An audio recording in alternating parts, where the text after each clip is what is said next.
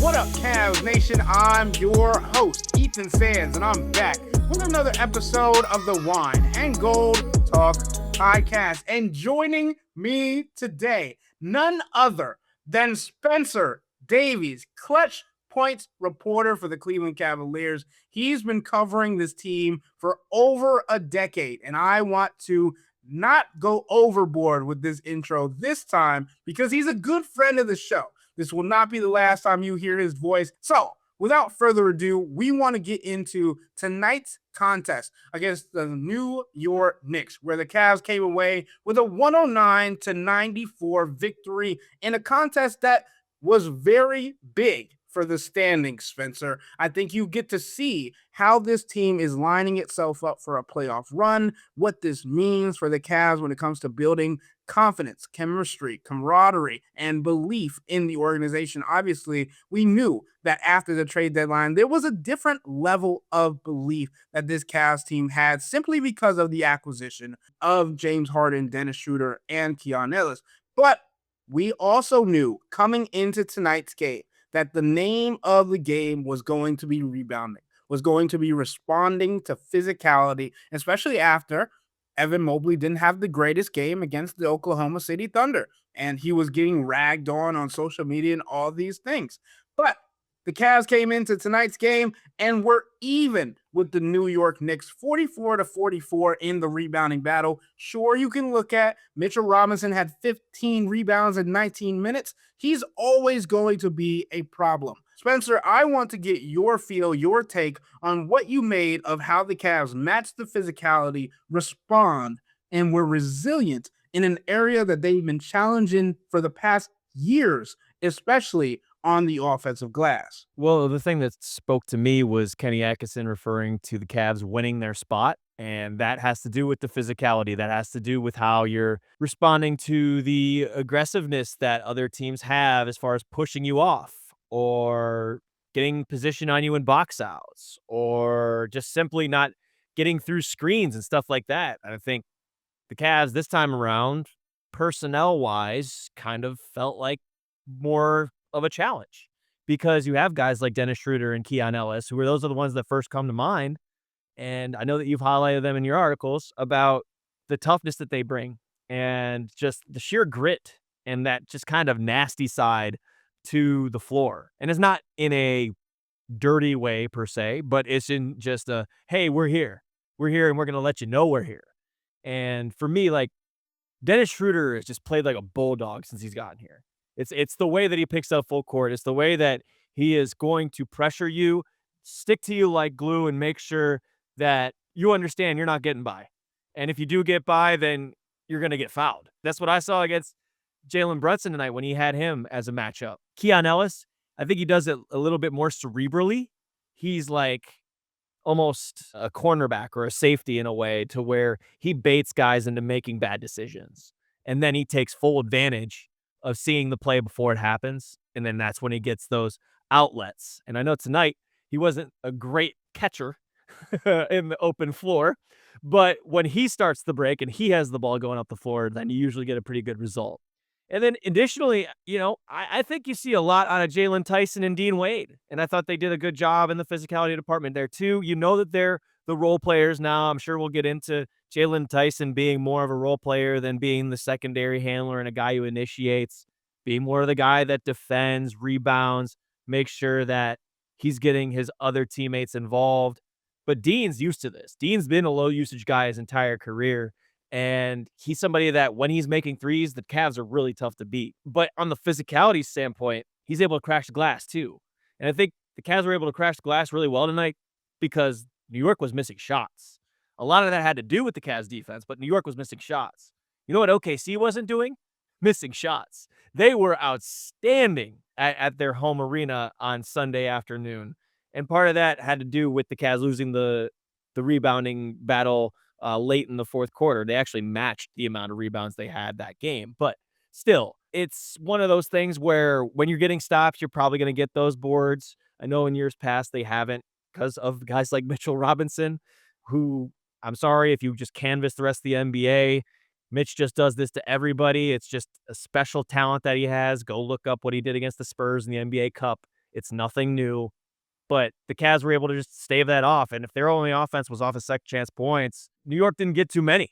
So, I think that's where this one starts. I agree. And obviously, there's the competition that doesn't really seem like a competition anymore between Dean Wade and Jalen Tyson for that starting small forward role. It feels like Kenny Atkinson has gotten comfortable with Dean Wade being the starting small forward, the starting three, alongside Evan Mobley and Jarrett Allen, more specifically than being next to James Harden and Donovan Mitchell. Because we know what Dean Wade brings defensively and rebound wise. When we talk about guarding Jalen Brunson, making life difficult. James Harden even talked about it after the game, how Dean Wade can guard 1 through 5, and it's a team job guarding Jalen Brunson. But Dean Wade had that made an assignment, and he did it well. And I think there are some people around the ether who still cannot believe that Dean Wade, a 6'9.5", not necessarily an offensive focal point, is getting these kinds of high level opportunities and could be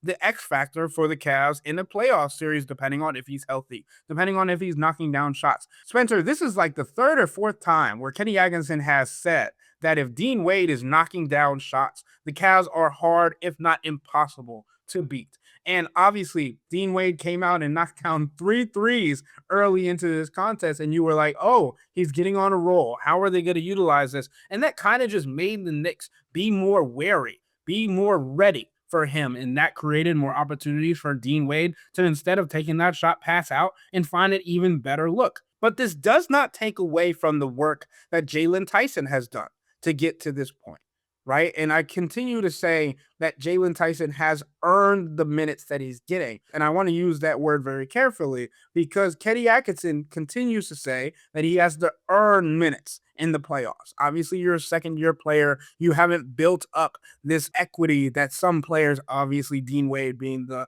longest tenured Cavalier now that Darius Garland is gone, has built up. But we also understand what Jalen Tyson is going to need to do to get those minutes. And Kenny Atkinson listed them off immediately. Defend, rebound, limit mistakes, make shots. So let's look at the box score from tonight's game. 5 of 10 from the field, 1 of 4 from deep. Obviously, we've known that Jalen Tyson has been above a 40% shooter all year, so that's just an anomaly for him this year.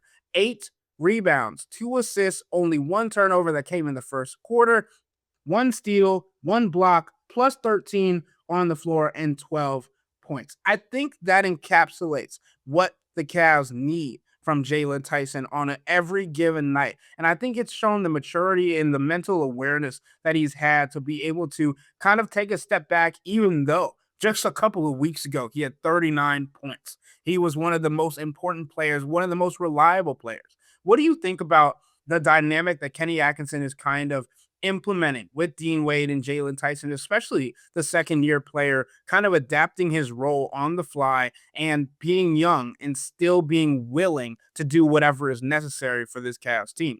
It's definitely rare, and just coming back from an all-star weekend where you're a rising star, you're out there getting all this publicity, and now you have to be humbled.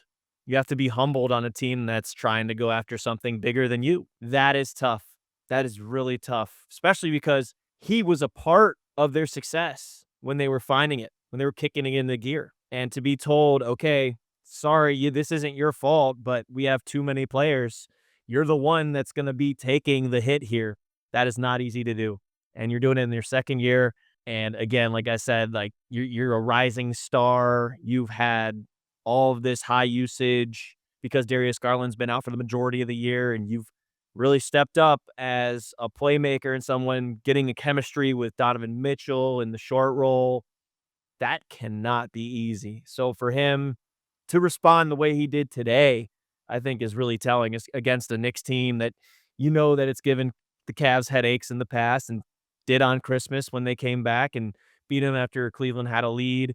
We obviously know how the season started. JT didn't do too well offensively. He did a good job on Jalen Brunson in the opening game of the year, but still, that is tough. That is tough to deal with. So good for him for coming out that way. And on the Dean note, it's interesting. Kenny continues to play him, it's like under that 27, 28 minutes or so because he's trying to preserve him. Because most years, Dean Wade is not healthy going into the playoffs. So he is extremely cognizant of the value he brings. Now that DeAndre Hunter's out of town, they don't have many guys that are 6'8" or 6'9", and he understands how paramount it is to have a player of that size, but also of that strength to be able to defend those wing types. The Jaylen Browns of the world. And, I know that Jason Tatum hasn't played yet, but the Jason Tatums. And that is a necessity in the playoffs to have. And I think he understands that Dean is very important in that. But I also think that he knows that this starting lineup needs spacing, but he also needs a guy that's going to be low usage, that isn't going to demand the ball from the core that they now have with Harden, Mitchell, heck, even Jarrett Allen now, being in the middle of this. And then obviously Evan Mobley's another piece that I'm sure that we can get into. But Dean being the low usage guy he is and being as effective as he is without it in his hands to affect winning, to impact winning the way he does, that's what makes him as dangerous as he is with this group. And tonight, for me at least, seeing what his chemistry is building with James, that's something to look forward to, because you get Dean starting to pop out, or if he's just stationed in the corner, stationed on the wing, and Harden's drawing 2, 3, however many, and you have Wade on one side and you have Evan on another who can get ready to cut, like, then you start thinking of, as Donovan Mitchell says, pick your poison. And, Dean was doing that tonight because New York just packed the paint like crazy in the first quarter. There was not any sort of attention towards Dean at all, and Dean made him pay for it, especially early. And I think that's when you can really get the best out of Dean, is when you get him the ball early, and he does that. And look, he took 5 threes tonight. That's good. If he takes 5 threes a game the rest of the way, that is a perfect amount. Like, he doesn't need to take 12 shots, but that is a good thing. And like you said, after they started closing out on him, then he was able to do the old pump fake, 2 dribbles in, and then I think he even got James Harden on a catch shoot out of one of them. So that's the beauty of basketball, is they have to adjust to what you're doing. So I think Jaylon and Dean give them good options. I think Sam Merrill's a great option at the 3 if they want to go. Chris was saying earlier, if they want to downsize a little bit, and Sam is giving him that option of toughness and 3-point shooting as well. Not as much height, obviously, but and then Keon Ellis fits in that too. So you've got options. That's the bottom line, is you got options. Yeah, and we talked a little bit about the physicality, and obviously that is brought tremendously when you have Dean Wade, Jarrett Allen, and Evan Mobley all on the floor together. And that lineup, that 3-man grouping, has a net rating of 16.1 per 100 possessions through 19 games and 153 minutes played together. Their defensive rating, when on the floor together, 100.3 per 100 possessions. That Dang. is phenomenal. And when we're talking about going up against these physical teams that you mentioned there, Spencer, right? The Boston Celtics of the world, the Detroit Pistons of the world, the Jalen Brunson and New York Knicks of the world. I think it was important to see how physical the Cavs were with Jalen Brunson, right? Whether it was Keon, Dennis Schroder, Dean Wade, Jarrett Allen, it wasn't just defensively and going body to body. It was also putting him into actions offensively and making him defend or simply crash into screens set by whoever it may be, which also is tiring. It's gruesome to have to go through that, especially if you're consistently being put into each action. And I think that kind of showcased and encapsulated what the Cavs want from this roster, from this team going forward. It doesn't have to necessarily be 1, 2 guys. Kenny Atkinson went to a 9-man rotation tonight. We saw Keon Ellis being aggressive defensively. We saw Dean Wade,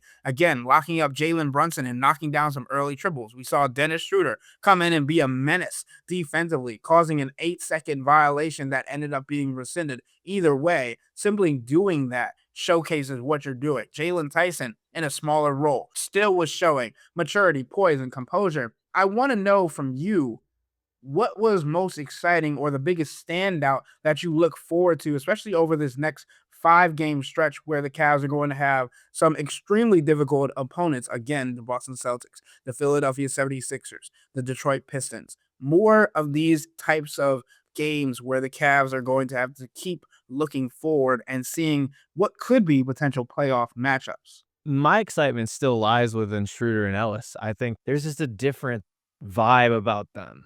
And I know everyone's attention is centered around James Harden, and rightfully so. I mean, he's a heck of a talent. He's obviously a future Hall of Famer. That's what he is. But there's just something about the attitude that Dennis and Keon bring to the table. And I think that's the one thing that everyone can agree on the Cavs have been lacking. And it's not just on the floor, you're gonna bring that sense of urgency into the locker room too. More so Dennis Schroeder because he's been in the league 12, 13 years. You can obviously point to James Harden being in his 17th year, but the veteran side of this is what is changed about the Cavs. And that I feel like is what brings them the business mindset, so to speak. Gotta take care of business, gotta go out and be mature, be poised, don't get sped up, don't get rattled because in the playoffs, this is what it's going to be like. It's going to slow down. You got to go out and make a play. You got to go out and get a stop. You got to go out and get a rebound. It's those scenarios, it's those situations that they're getting put into. But it's honestly the attitude that those two bring, and then obviously James Harden get thrown into that mix too. But other than that, Jarrett playing the way he has been is a great sight to see. Whether or not it was ineffective from who was on the roster before because of his finger injuries or whether it was because they weren't involving him consistently enough, no matter what it was, Jarrett in the last month and a half has been just absolute animal. Absolute animal. I'll leave it to you to share what was said in the locker room after Donovan Mitchell's interview was supposed to be over. It was an outstanding performance tonight.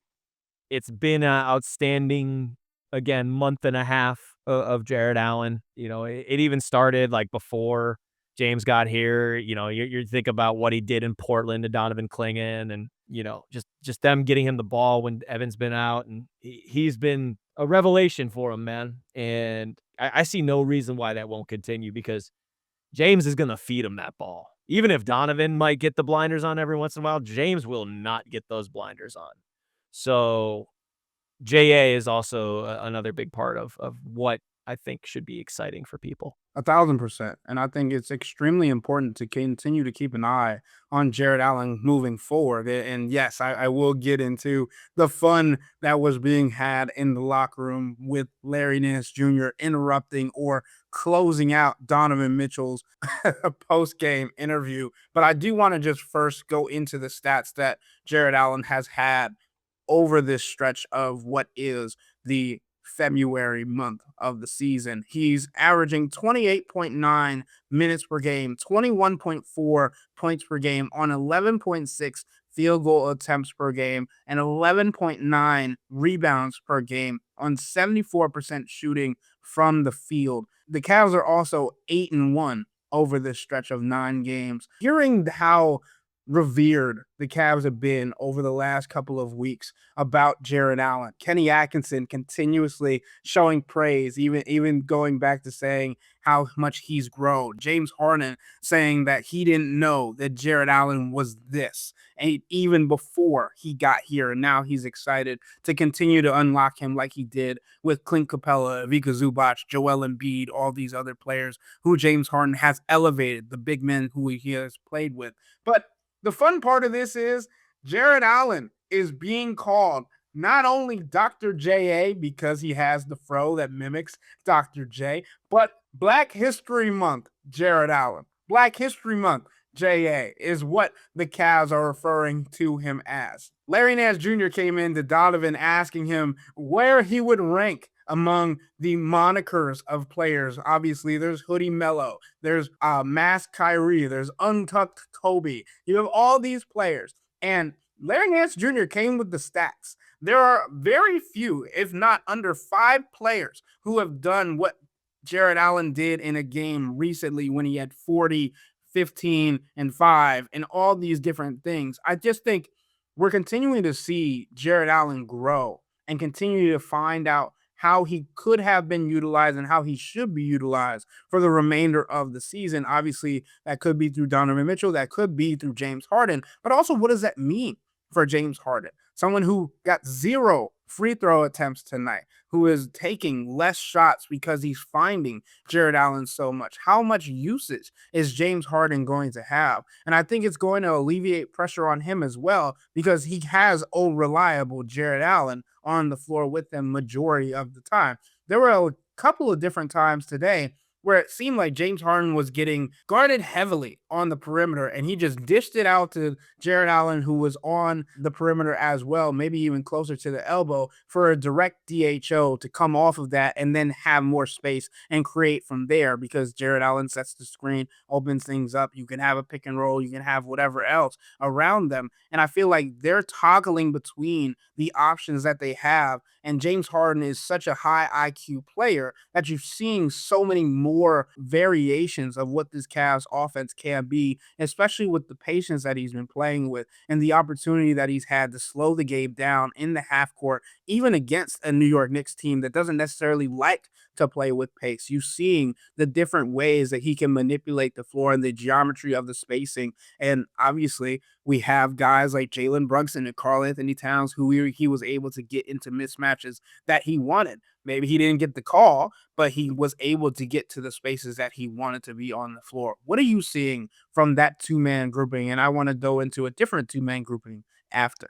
What stood out to me in the locker room when James was talking about Jarrett, and by the way, last game, like, openly admitted that he didn't even know that he was this good. He called him a speed roller. And that was interesting to me because he just spent 2.5 years with Ivica Zubac. And Zubac is one of the best pick and roll centers in the game. That happened with James Harden. That game elevated because of James Harden, going back to your big man whisperer stuff that we were just mentioning. Zubac was not nearly as fast as Jarrett Allen rolling to the rim. And that's where Jarrett's modern big comes into play, like his modern big skill set. I think when you're able to maneuver the body the way that Jarrett is, when you're able to have the footwork that Jarrett is, whilst going towards the rim with momentum on the catch, that is a special skill. That is a very special skill. He had the and one finish tonight from James. That was insane. It was like a little scoop under off the glass, and it was an and one. I can't remember who fouled him, but that one, I looked over at Mikey Lucas to my left. I was like, the hell is that? That was nice. Jarrett's just got great touch around the rim. And I'm thinking it because of the way that Jarrett was talking about it. I think that it was probably the fingers. It was probably the fingers those first few months. And a lot of people were talking crazy. A lot of people were talking crazy about JA in those first few months, whilst knowing that he had a bothersome left finger and a broken right finger or whatever the hell it was. I cannot remember. But that guy is a career field goal percentage god.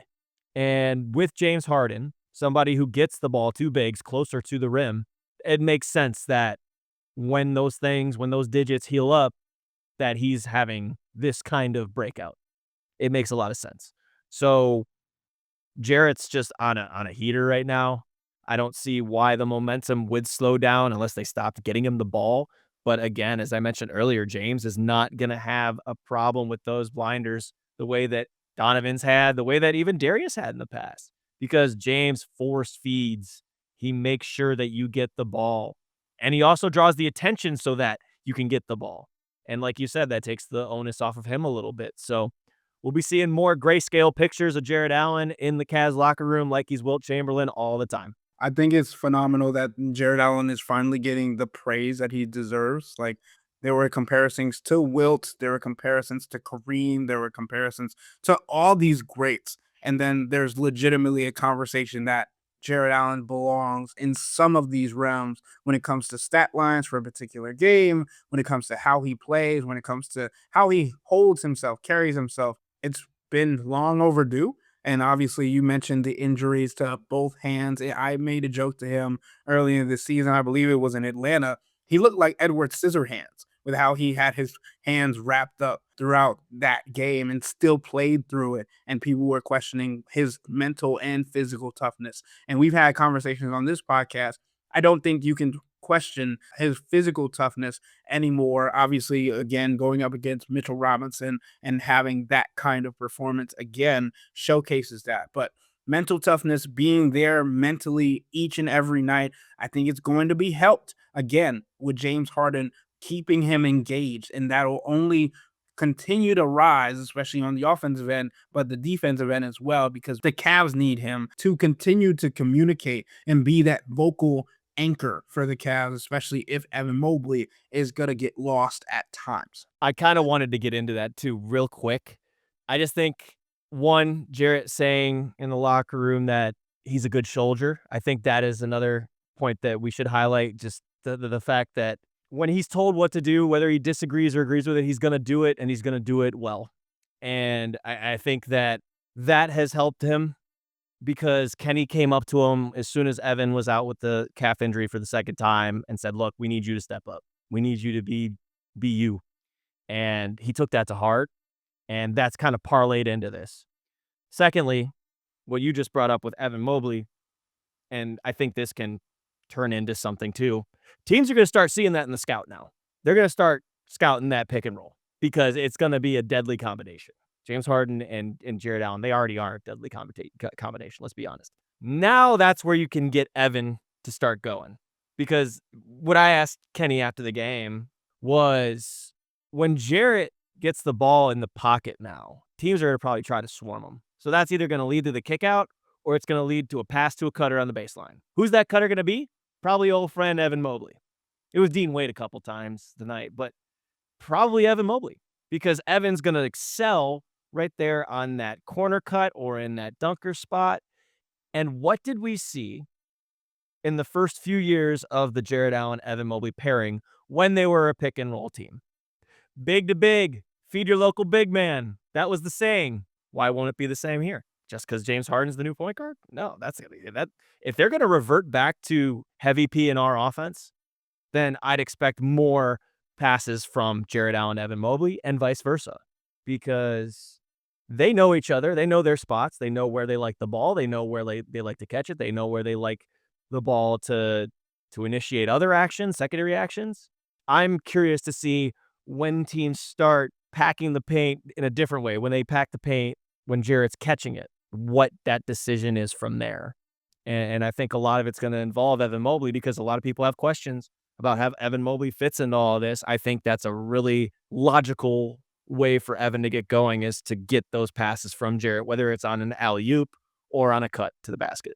The main question of the two big lineup is not the defense. We understand how well the defense is working. And I mentioned the stats with Dean Wade, Evan Mobley, and Jarrett Allen on the floor together, right? The question is offense. And Evan Mobley is best suited when he's on the move, when he's in motion offense. Mm-hmm. And if you can get him in the cut, if you get him in a lob roll, if you can get him moving, there's a better chance for him to have more success in the offense. And then that gives you more viability to play more two big lineups if need be. Obviously, looking ahead to the Detroit Pistons, you have Isaiah Stewart and you have Jalen Durant. You're going to need two bigs to handle those kinds of guys. If Dean Wade gets into foul trouble, if you don't have the size with Keon Ellis and Jalen Tyson to keep up, right? Or you're going to have them guarding Cade Cunningham, all these other things. I think this two big lineup and finding ways to unlock it is going to be extremely important, because it's not only going to bode well for Evan Mobley and continuing to have his confidence grow, because we know he plays best when he's not only moving, but playing with confidence. I thought it was great that the first shot he took tonight was a three-point shot that he took in motion and made over a defender. I wish he would have taken more, right? But I do think that when we're talking about this two big lineup, when we're talking about the motion of Evan Mobley, this is all important. So the two big lineup, the big to big actions are going to be extremely helpful. But we mentioned plays, right? Pick and roll is a play that is so often run and is something that the Cavs are continuing to utilize. And obviously, big on big pick and rolls are a thing, and the Cavs have seen that the passing acumen of Evan Mobley and Jarrett Allen have grown. There might be another two-man lineup that we have to keep an eye on here, Spencer. And you mentioned it in our post-game press conference with Kenny Atkinson and Donovan Mitchell about Donovan Mitchell and Dennis Schroder. And before we get into the schematics of why it works, we got to see at practice Dennis Schroder working with assistant coaches in the back of the practice facility, looking over international film, trying to find ways to plug and play players where it made sense, trying to find where he works best in the offense, and find ways where he can manipulate things, how he plays the game, and where he fits best. This goes hand in hand with Donovan Mitchell. We knew all season long, and we've talked about it on this podcast. I know you've written about it for Clutch Points, that Donovan Mitchell is better suited when he has a true point guard that is a great facilitator, but also can get downhill and trigger the drive, kick, swing sequence that Kenny Atkinson loves and Donovan Mitchell thrives in. So, what are you seeing already between Dennis Schroder and Donovan Mitchell, even though it might be a smaller backcourt again, seeing how that is different from what was happening earlier this season and why it is important to utilize it for the remainder of the season? Dennis just has a 0 to 100 to him that it just gives it a different look. Like with Harden and Mitchell, it's a little bit more deliberate. Either James is going to give it up early or he's going to lull you to sleep and then give it up late, right? Dennis, when he gets downhill, he goes a lot. He drives diagonally a lot. So you watch that first. Like he drives diagonally a lot, which allows different cutting angles for guys. And I think with Donovan, his best cuts are diagonal. And what happens is the threat of Schroeder getting to the rim, it doesn't cause defenses to panic because it's not like he's like an elite finisher, but it's that burst that draws their attention and kind of catches them off guard. And then just for that one split second, Donovan's guy just gets caught. Watch it. And then Donovan comes darting in, and lo and behold, Schroeder almost Karis LeVert-like, a little shovel to the left. Donovan throws it down with the right hand. Beautiful, beautiful. But Dennis's burst is like, it's real quick. And, you saw it a couple times. I think Sacramento, he did it really well. I'm trying to think of the other games. Charlotte, the other night too. He'll catch it in the corner. He'll give like a little head fake. He won't even fully pump fake. And then all of a sudden, it's like the Roadrunner. He just zoom, like right by. And the thing that I love about Dennis, granted, I did not watch enough Dennis Schroeder in the past. I'll be honest about that. I was not a big fan of his game. The thing that he really excels at as far as finishing at the rim goes, it's like shielding his body away and getting it up off the glass before a contest can happen or before someone can block it. He is so fast to get it up on the glass. Even if it doesn't go in, it's just like, it's a very impressive skill. That is more valuable to the Cavs than, say, his shooting on the outside. I'd like him to continue getting to the rim, getting to the free throw line. I think that's where he's best suited. But then, as we were talking about earlier, his top value lies in that defense. It's that bulldog, right?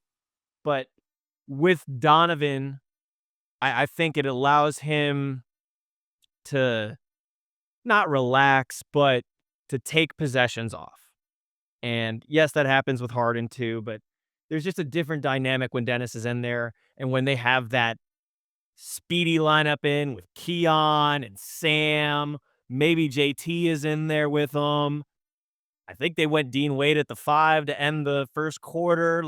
So you have a quicker lineup. I think Donovan thrives on quick. I think he's really good off the ball when he's got quick lineups with him. Those other big lineups he obviously can adjust to, but there's just throwing different stuff at you. But to me, it's seamless between Dennis and Donovan. And for that, I think you got to continue going to that lineup. We haven't seen too much Schroeder, Mitchell, Harden. Maybe you try that out against a lesser team just to see what it looks like. But those two in particular with Schroeder and Mitchell, it stuck out to me tonight. But it's stuck out to me, honestly, since Schroeder got here. And that was the anecdote that Donovan shared in the locker room was the very first game that Schroeder got there. He called a play for the two, and they've run it every single game since. And I think Kenny called it it's like a scissors play or something like that. I don't know. Gonna have to look at the film and see what the scissors play is. But it's definitely been effective. And Donovan is being able to contain some of his energy whilst also playing off of him very well. We continue to see how the Cavs can be deliberate in what kind of offense or what kind of style they want to play. You mentioned the speed of the game when both Dennis and Donovan are in. Donovan is more accustomed to getting out in the fast break rather than James Harden, who wants to play in the half court because obviously the Cavs didn't necessarily have a scorer or a facilitator that was capable of playing in the half court to that level. Obviously, Lonzo Ball was not doing that. Darius Garland had a different kind of burst than Dennis Schroder. It was more getting to his spots and then making the defender move his feet to a way that he could get past him. In this case with Dennis Schroder, I feel like he's creating his own angles by contorting his own body. And that way, you're getting past the defender by getting his shoulder, maybe left or right, depending on which ball handle he's dribbling with. You getting past the defenders, the first arm in front of them, and now you're creating space for yourself to push the ball ahead and use that burst to get out in front of the defender. And I think it's important to note that while Craig Porter Jr. did some of these things, it was not to the same caliber or the same experience level of what Dennis Schroeder does. That's why we didn't see Craig Porter Jr. And so Kenny Atkinson and the Cavs emptied their bench to end the game. And I don't think that is by surprise, right? We knew coming in that the playoffs you have a lesser usage of your full rotation. Maybe it's not necessarily what they should do, but if you have the different archetypes of the same kind of player and you can give more experience, more veteran leadership, more run, more time on the floor to adapt to the game and be able to figure out their opponent, I think that only benefits them. So I do think that this two-man game with Dennis and Donovan is going to continue to work. It's going to be continue used by Kenny Atkinson and his coaching staff. But I also think there's subplots to it. Obviously, Evan Mobley, how do you get the lob off there? Right, Dean Wade being utilized in the corner spot, or Sam Merrill or Jalen Tyson. Obviously, that two-man game, Jalen Tyson and Donovan Mitchell. We saw Kenny Atkinson change the rotation tonight to allow Jalen Tyson to enter the game with Donovan Mitchell being on the floor, and rather than Donovan Mitchell coming out at the same time that Jalen Tyson was going in, which allows for them to have more time on the floor together, allowing that two-man game to be utilized. Dennis, Donovan, and Jalen all having their own intermixing of being able to manipulate the defense in whatever way, and then still having that defensive approach because Dennis Schroeder is going to guard for 94 feet. Jalen Tyson's done that for a majority of the season, but now he doesn't have to do it as much. He's a little bit bulkier. You're asked to play more 3-4 than 2-3 as you've done this season. So I think we're starting to see how Kenny Atkinson is going to be using the rotations and the lineups and the combinations to get where they want to go. And especially over this next 5 game stretch, as I mentioned earlier, we're going to continue to learn. It's going to still be a learning process for this team because nothing is set in stone. There's still 20 plus games left in the season. But I think where the Cavs are going is extremely important to the results that they're going to see in the playoffs and creating the roles, creating the depth chart that they're going to be using for the near future.